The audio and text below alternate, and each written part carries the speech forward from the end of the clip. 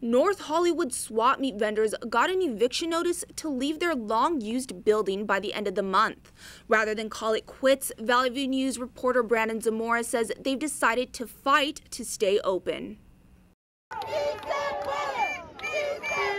North Hollywood swap meet vendors protested on Lankershim Boulevard because the vendor gathering spot is closing soon. Susie Limos has owned Jenny's Party Supply for 10 years. She says news of the closing has been very stressful for many vendors since they got the news.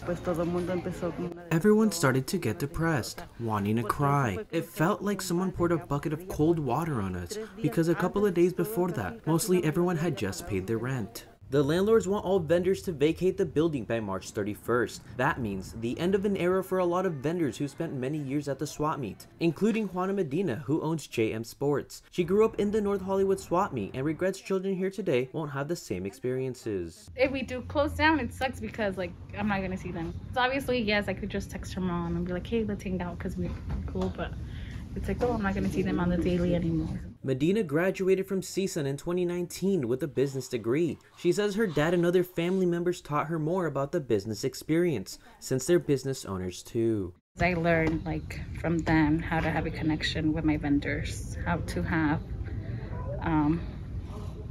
a relationship with my customers. Valley View News reached out to the landlords and haven't received a response. One of the vendors said they haven't been in much contact with them either. However, that won't discourage the vendors from continuing to protest in hopes of staying in the swap meet just a bit longer.